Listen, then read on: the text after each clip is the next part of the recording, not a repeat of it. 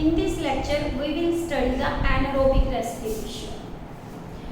हमने previous lecture में किया था कि ग्लूकोज जो ब्रेकडाउन होता है पायरुविक एसिड में, यदि उसको ऑक्सीजन मिल जाए तो वो एरोबिक रेस्पिरेशन में चला जाता है। यदि उसको ऑक्सीजन नहीं मिलती तो वो किस में जाता है? एनारोबिक रेस्पिरेशन में। एनारोबिक रेस्पिरेशन को हम एक और टर्म देते हैं जिसका नाम है फर्मेंटेशन।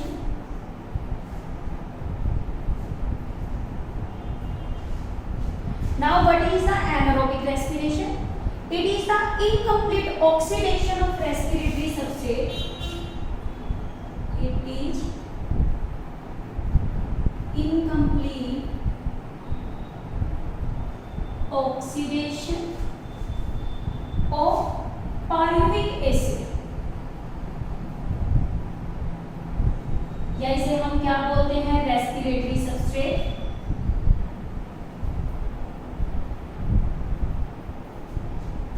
ठीक है, in the absence of oxygen.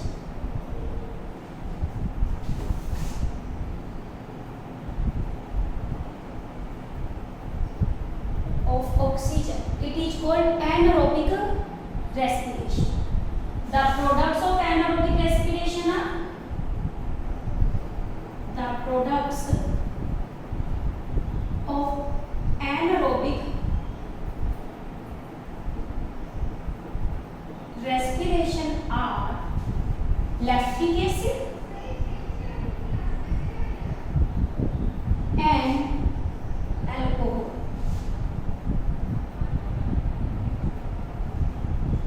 And CO2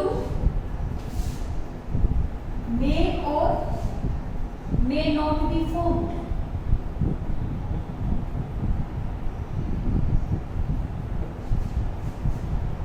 ठीक है, इसके प्रोडक्ट दो है, एक तो क्या है? लैक्टिक एसिड और एक क्या है? अल्कोहल। देखो, जब लैक्टिक एसिड बनता है तो ये रेस्पिरेशन हमारे किस में होती है? एनिमल सेल में। एनिमल सेल में कैसे?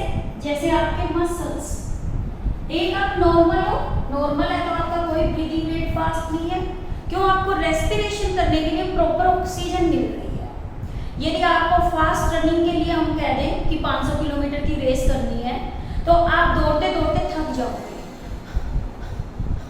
ऐसे हाफना क्या कर देते हो? शुरू कर देते हो। ये जो आपकी सांस जो फूलती है उस टाइम में आपके मसल्स जो रिस्पायर करते हैं वो कब करते हैं? एनारोबिकली। और एनारोबिकली कंडीशन किसमें हो रही है? एनिमल्स में। हम चैप्टर कौन सा पढ़ रहे हैं? Respiration in plants. रियल में ये चैप्टर जो सेल्यूलर रेस्पिरेशन है, चाहे प्लांट है चाहे एनिमल की रेस्पिरेशन कैसे सेल के अंदर होती है। यदि हम इसमें करें मसल्स, मसल जितने भी हैं ये हमारे कैसी रेस्पिरेशन करते हैं? एनारोबिक। और ये कब करते हैं? During heavy exercise.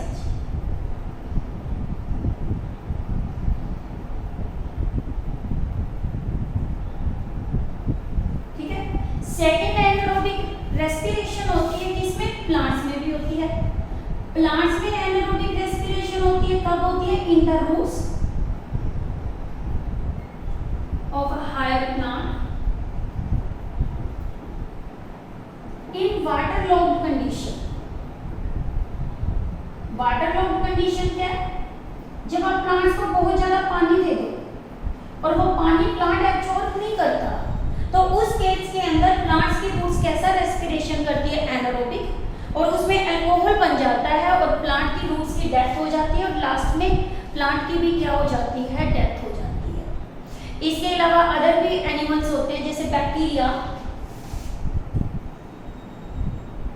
वो भी क्या करते हैं? लैक्टिक एसिड बनाते हैं। इसमें आपने नाम सुना होगा लैब बैक्टीरिया, जिसे क्या बोलते हैं? लैक्टोबैसिलस। तो इसमें भी लैक्टिक एसिड बनता है, ये हमारे कर्ड बनाने में हेल्प करता है।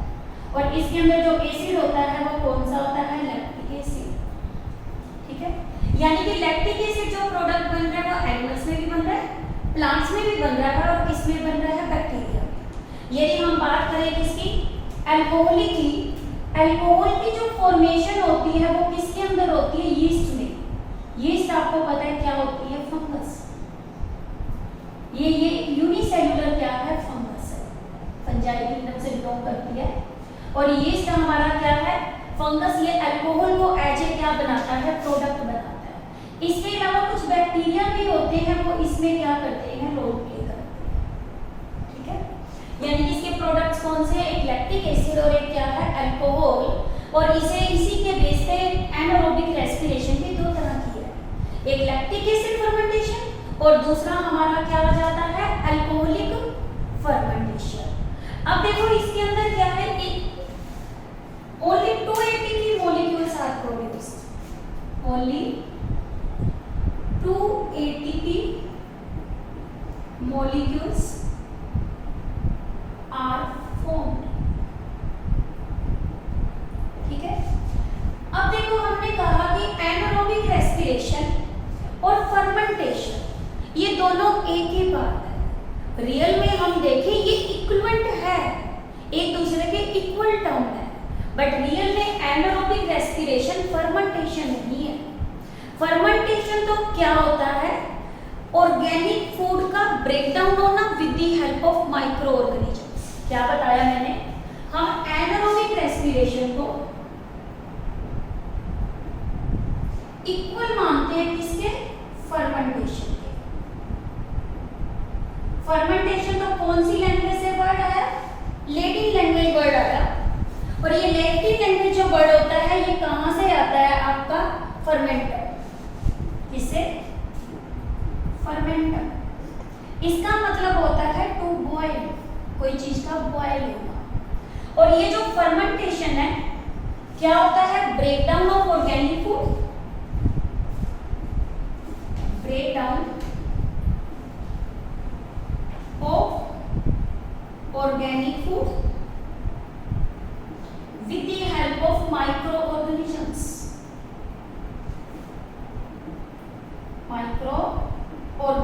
उसे हम फर्मेंटेशन बोलते हैं। ठीक है, फर्मेंटेशन हम किसे बोलते हैं, जब कोई भी ऑर्गेनिक फूड का ब्रेक होता है किसकी हेल्प से, माइक्रो ऑर्गेनिज्म से। और जब माइक्रो ऑर्गेनिज्म से होता है तो इसमें एग्जांपल जैसे हम यीस्ट का लेंगे, किसका लेंगे, यीस्ट का। तो उस केस में भी क्या होती है, फर्मेंटेशन होती है। यीस्ट का नाम क्या होता है, सैक्रोमाइसिस सर्विसेस।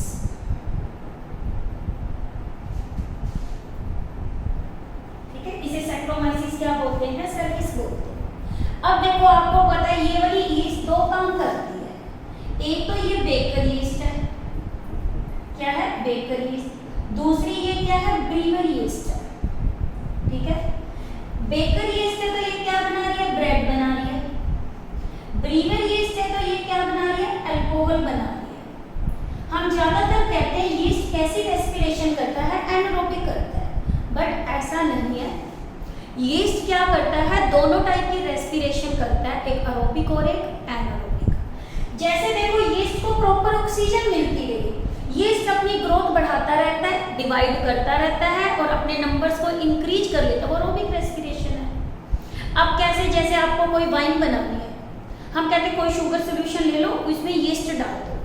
शुगर सोल्यूशन की क्वांटिटी जो आप लोगे वो फिक्स होएगी। मान लो मैंने 1 लीटर आपका क्या ले लिया, शुगर सोल्यूशन, इसमें हमने क्या डाल दी, यीस्ट डाल दी।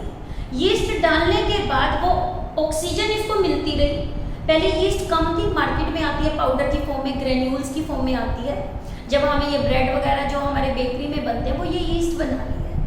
अब क्या होता है कि जब हमने यीस्ट को थोड़ा सा डाला तो उसको ऑक्सीजन पूरी मिल रही है और उस कल्चर मीडियम में वो ग्रो कर रही है। कैसे, जैसे मैंने ये कल्चर मीडियम लिया, इसमें मैंने 1 लीटर शुगर सोल्यूशन डाल दिया, शुगर सोल्यूशन डाला, फिर मैंने इसमें ऐड कर दिया किसको, यीस्ट को। किसको ऐड कर दिया, यीस्ट को ऐड कर दिया। यीस्ट को जैसे ही मैंने ऐड करा तो पहले ये यीस्ट कैसे रेस्पिरेशन कर रही है, एरोबिकली। क्यों, इसको ऑक्सीजन कैसे मिल रही है, प्रॉपर मिल रही है, कहां से, शुगर सोल्यूशन से। तो इसका नंबर क्या हो जाता है, नंबर इंक्रीज हो जाता है, नंबर ऑफ यीस्ट सेल क्या हो जाता है, इंक्रीज, बढ़ गया।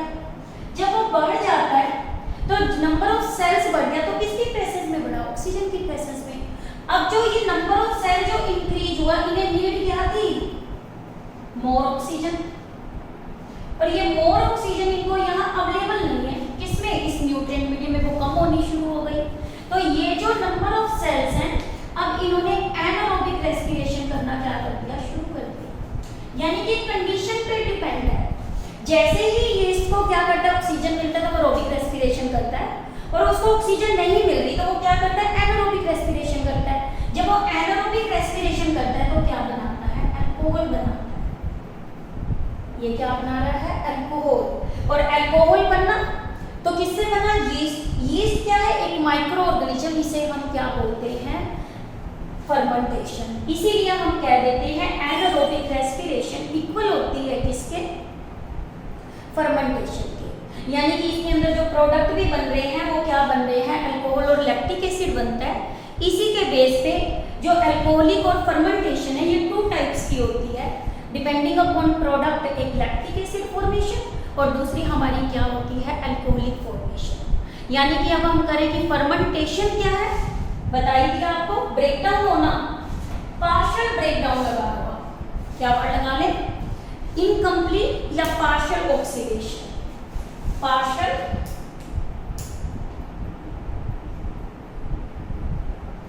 ऑक्सीडेशन या breakdown of organic food with the help of micro organisms. ये कौन सी कंडीशन है, under anaerobic condition, under anaerobic condition. तो इसे हम क्या बोलते हैं, फर्मेंटेशन। ये सारी डेफिनेशन मैंने एक पे होल्ड कर दी, किसकी, फर्मेंटेशन। फर्मेंटेशन एक टाइप की क्या है, एनारोबिक रेस्पिरेशन है, और जिसको इसकी हेल्प से है, with the help of micro organisms, और इसे हम क्या बोलते हैं, fermentation. Now the aerobic respiration is of 2 type, sorry anaerobic respiration is of 2 type. One is the alcoholic fermentation, second is the lactic acid fermentation. यानी कि fermentation is of 2 type. One is the alcoholic fermentation,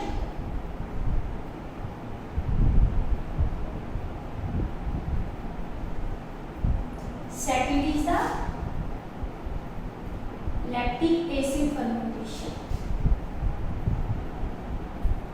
और जितने भी क्या होते हैं, parasites, bacteria वगैरह भी पैरासाइट्स ही हैं, तो वो भी क्या करते हैं, एनारोबिक रेस्पिरेशन को क्या करते हैं, शो करते हैं। सबसे पहले देखो हम कर रहे हैं कौन सी, pyruvic alcoholic fermentation. First alcoholic fermentation कौन शो करता है, यीस्ट शो करता है। यीस्ट आपको मैंने बताया क्या है, यूनिसेलुलर फंगस, ठीक है। इसके अलावा जो क्या है, अल्कोहलिक फर्मेंटेशन बताया था कौन करते हैं, हायर प्लांट्स करते हैं। और कब करते हैं, जब वाटर लॉगिंग कंडीशन होती है, तो उस केस के अंदर भी क्या होता है, अल्कोहल बनता है। तो यानी कि क्या, फंगस एंड क्या है, some higher plant, some higher plants. तो ये किस कंडीशन में है, in roots, in water logging condition.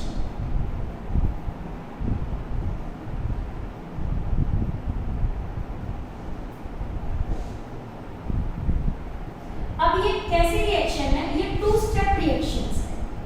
कितने स्टेप, 2 स्टेप रिएक्शन। कैसे, सबसे पहले आपको पता है क्या होता है, पायरुविक एसिड। पायरुविक एसिड का फॉर्मूला हम लिखते हैं C3COOH। ये अपने आप को कन्वर्ट करता है किसके अंदर, एसिटल एल्डिहाइड में, प्लस में ये क्या बनाएगा, CO2 बनाएगा। एसिटल एल्डिहाइड का फॉर्मूला क्या होता है, CH3CHO, प्लस में आपका क्या बन गया, CO2। यहाँ क्या रिमूव हो रहा है, CO2 रिमूव हो रहा है। जब CO2 रिमूव होता है तो कौन सा एंजाइम काम करेगा, डीकार्बोक्सिलेज। यहाँ एंजाइम जो रोल प्ले कर रहा है वो कौन सा है, पायरुविक एसिड। ये फर्स्ट स्टेप है, डीकार्बोक्सिलेज, डीकार्बोक्सिलेज।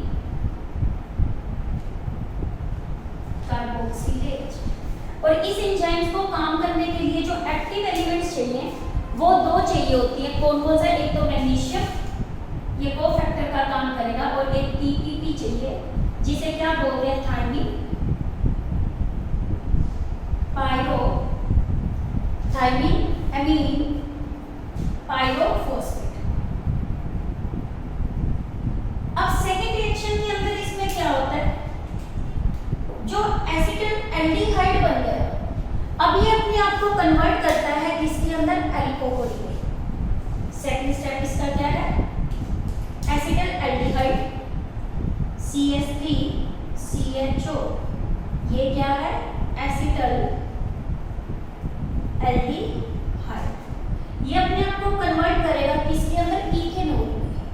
किसमें, इथेनॉल, यानी C2H5OH, इसे हम क्या बोलते हैं, इथेनॉल। प्लस में यहाँ फॉर्मेशन होती है किसकी, NAD की। NAD आपको मैंने पहले ही बताया था, ये आपका क्या होता है, NAD positive, nicotine adenine dinucleotide. अब इस रिएक्शन के अंदर जो एंजाइम काम कर रहा है उस एंजाइम को हम क्या बोलते हैं, डीहाइड्रोजनेज, यानी कि अल्कोहल डीहाइड्रोजनेज। यहाँ एंजाइम जो रोल प्ले कर रहा है कौन सा कर रहा है,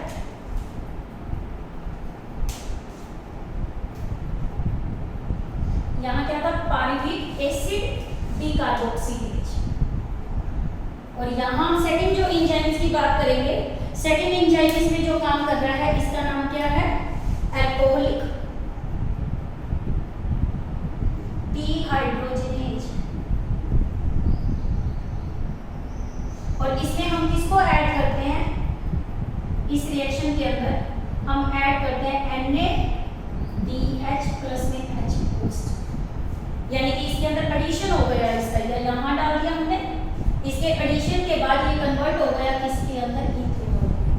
और ये स्टेप आपका क्या है, 2 स्टेप रिएक्शन है। अब देखो इसके अंदर हमारा क्या है कि जो NAD है आपका, क्या Na, ये नोट करना आपने ये पॉइंट, NCERT आपका, NaDH positive plus H positive is reoxidized. Reoxidize का मतलब क्या हो गया, दोबारा से ऑक्सीडेशन हो गई। ऑक्सीडेशन क्या होता है, रिमूवल ऑफ हाइड्रोजन। तो इसलिए कन्वर्ट हो जाता है किसके अंदर, NaD के अंदर। तो इसे हम बोलते हैं कि ये क्या हो जाता है, रीऑक्सीडाइज हो जाता है। हो गया। सेकंड जो आती है वो हमारी क्या आती है, लैक्टिक एसिड फर्मेंटेशन आती है।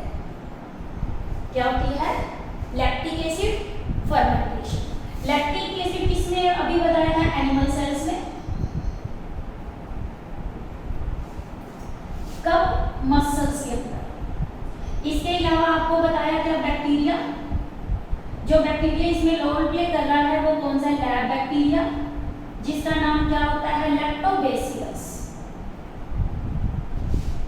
ठीक है। सेकंड इसके अलावा हमारे क्या है, जैसे एक एसिटिक एसिड बनाता है बैक्टीरिया, इसका नाम है एसिडोबैक्टर एसिटाई। और ये वाला कहाँ आपका +2 में भी क्वेश्चन आता है कि एसिटिक एसिड ये किसको बनाता है, एसिटिक एसिड को। और आपको पता है ये वाला बैक्टीरिया किसको बनाता है, लैक्टिक एसिड को। ठीक है। तो ये यानी कि एसिडोबैक्टर एसिड, ये भी कैसा प्रोसेस है, एनारोबिक। ये प्रोसेस भी कैसा है, एनारोबिक होता है। और इसके अंदर जब हमारी रिएक्शन है तो ये सिंगल स्टेप रिएक्शन होती है। सिंगल स्टेप रिएक्शन क्या है, सबसे पहले देखो इसके अंदर आपके पास पायरुविक एसिड है, पायरुविक एसिड, ये अपने आप को कन्वर्ट करता है किसमें, लैक्टिक एसिड में। आप ध्यान दो, यहाँ पे तो आपकी CO2 बन रही है, बट यहाँ मैंने सिर्फ लैक्टिक एसिड बना दिया। उसके बाद हमने क्या है कि उस CO2 नहीं बनाई, क्योंकि ये भी 3 कार्बन कंपाउंड है। कितने कार्बन है इसमें, 3 कार्बन। और लैक्टिक एसिड में भी कितने होते हैं, 3 कार्बन, इसीलिए इसमें CO2 की फॉर्मेशन नहीं होती। और इसमें फॉर्मेशन किसकी होती है, लैक्टिक एसिड की। इन द सेम वे यहाँ पे भी हमने NAD क्या बनाया, पॉजिटिव बनाया, यानी कि इस रिएक्शन में भी आप ऐड करते हो किसको, NaDH प्लस में आप क्या डालते हो, H पॉजिटिव। ठीक है, NaDH डालोगे, प्लस में क्या डालोगे आप, H पॉजिटिव डालोगे। ठीक है। तो इसके अंदर जो एंजाइम काम करता है वो कौन सा काम करेगा, लैक्टिक एसिड को बनाने वाला काम करता है। जिस लैक्टिक एसिड उसे क्या बोलते हैं, डीहाइड्रोजनेज। यहाँ पे जो एंजाइम रोल प्ले कर रहा है, इस एंजाइम का नाम क्या है, लैक्टिक एसिड, डिहाइड्रोजनेज। और इस एंजाइम को भी काम करने के लिए दो फैक्टर की नीड होती है। ये दो फैक्टर कौन कौन से हैं? एक इसमें होता है FMN, कौन सा एक फैक्टर इसके अंदर? FMN।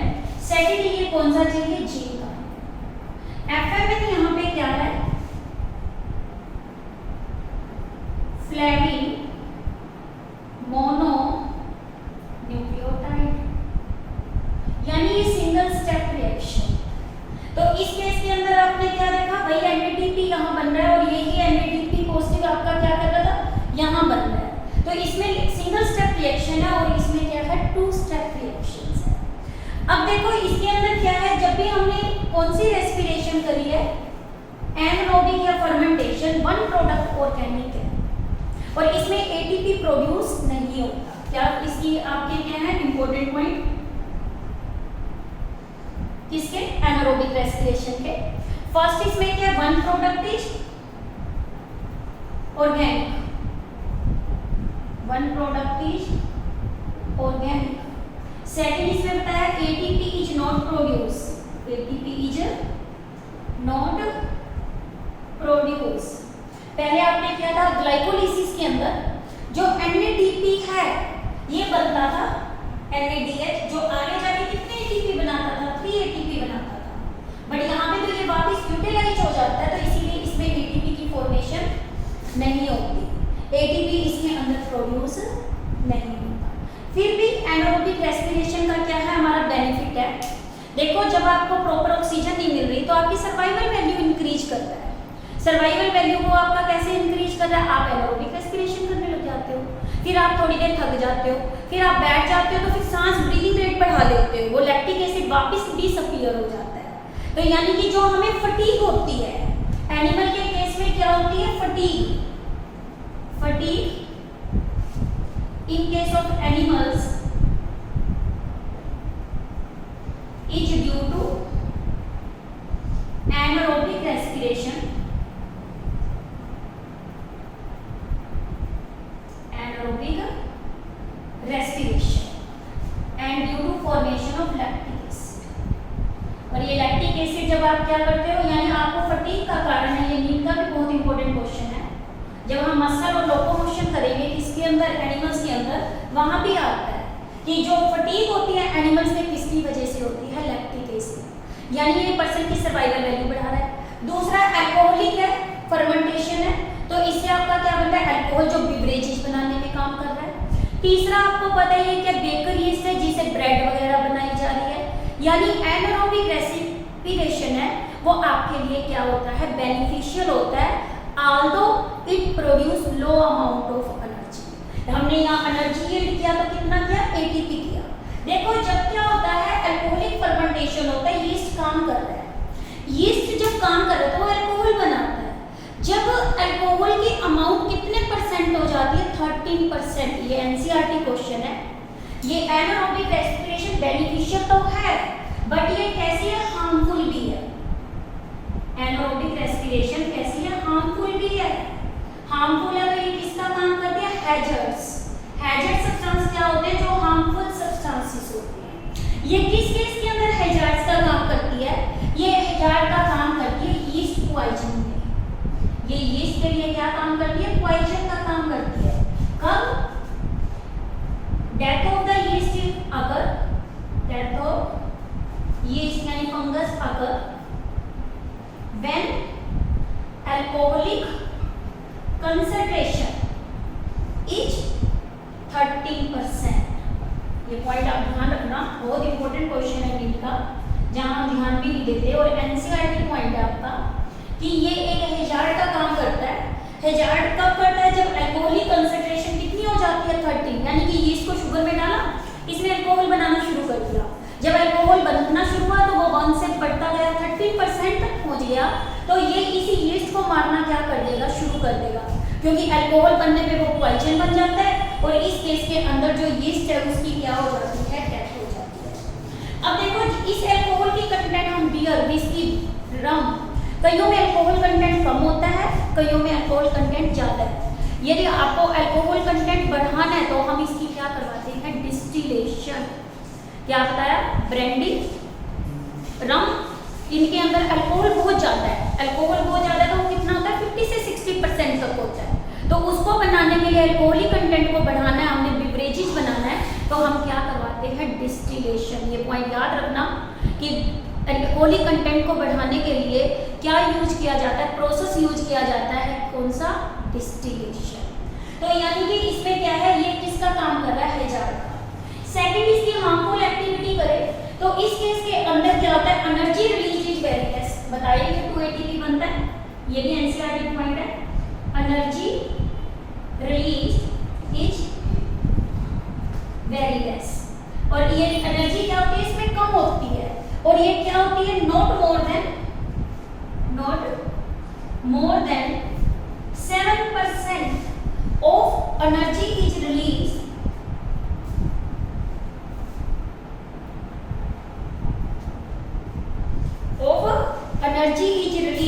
From glucose.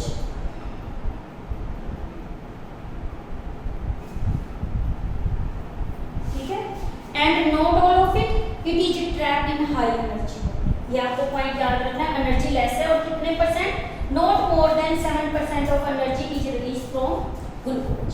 अब देखो हम एनसीईआरटी के प्रेजेंटेशन कर रहे हैं किसका, एनारोबिक रेस्पिरेशन का, कि कैसे इसमें एटीपी जो बनते हैं वो 2 ATP बनते हैं।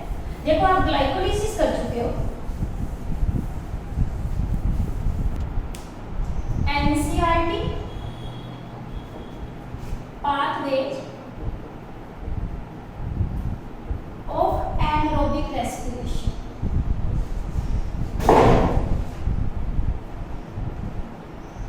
देखो हमने ग्लाइकोलिसिस तो की थी, अब हम उसी को ही फॉलो कर रहे हैं। सबसे पहले देखो क्या बनता है, ग्लूकोज बनता है। क्या बनता है, ग्लूकोज, और ग्लूकोज के बाद इसमें बनता है ग्लाइसर एल्डिहाइड 3-फॉस्फेट, ग्लाइसर एल्डिहाइड 3-फॉस्फेट। ठीक है, ग्लाइसर एल्डिहाइड 3-फॉस्फेट से बनता है 3-फॉस्फो ग्लिसरिक एसिड। क्या पता है आपको, फिर इसमें क्या बनता है, 3-फॉस्फो ग्लिसरिक एसिड। इसके बाद बनता है फॉस्फोइनोल पायरुवेट। अब ये फॉस्फोइनोल पायरुवेट अपने आप को कन्वर्ट करता है किसमें, पायरुविक एसिड। यही होता है, ये हमारा स्टेप था किसका, ग्लाइकोलिसिस का। अब आप यहाँ ध्यान दो, ये स्टेप बहुत इंपॉर्टेंट है। हम कहते हैं क्यों 2 ATP बने इसके अंदर, यहाँ पे आप क्या कर रहे थे, NAD डाल रहे थे, ये अपने आप को कन्वर्ट करता है NADH + H पॉजिटिव। ये वाला स्टेप था। जब ये पायरुविक एसिड को आपको पता है ऑक्सीजन नहीं मिलती, तो ये कितनी में जाता है, 2 टाइप की फर्मेंटेशन में जाता है। एक तो ये क्या बना रहा है, यहाँ पे यहाँ ये बनाता है इथेनॉल, प्लस में फॉर्मेशन किसकी होती है, CO2 की, और दूसरी तरफ ये क्या बनाता है, लैक्टिक एसिड। लैक्टिक एसिड बनता है तो CO2 की फॉर्मेशन नहीं होती। अब देखो पायरुविक एसिड जब इथेनॉल बना रहा है, तो इस रिएक्शन के अंदर हम क्या करते हैं, ऐड कर रहे हैं। ऐड किसको कर रहे हैं, NADH + H पॉजिटिव को, और ये कन्वर्ट होके क्या बना रहा है, NAD पॉजिटिव बना रहा है। ठीक है, और इसी तरह यहाँ भी आप क्या करते हो, ऐड करते हो NADH + H पॉजिटिव। तो इस केस के अंदर यहाँ भी क्या बन गया, NAD पॉजिटिव। कितने मॉलिक्यूल्स पायरुवेट के बनते हैं, 2। तो यहाँ ये भी स्टेप कितना होता है, 2 बार। जो ये प्रोडक्ट यहाँ बने, ये यहाँ पे आके क्या हो गए, यूटिलाइज हो गए। ये प्रोडक्ट यहाँ आके क्या हो गए, यूटिलाइज हो गए। तो इसीलिए ये आगे जाके ATP नहीं बनाता। सिर्फ जो ATP बनते हैं वो सबस्ट्रेट लेवल फॉस्फोरिलेशन से बनते हैं, तो उसे हम क्या बोलते हैं, 2 ATP formed are formed।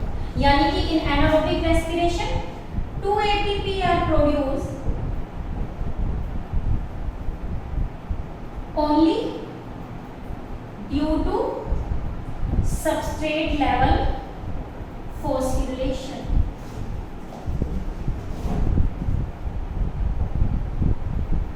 ठीक है, तो आपको पता है इसमें 2 एटीपी की इसकी क्या हो जाती है फॉर्मेशन।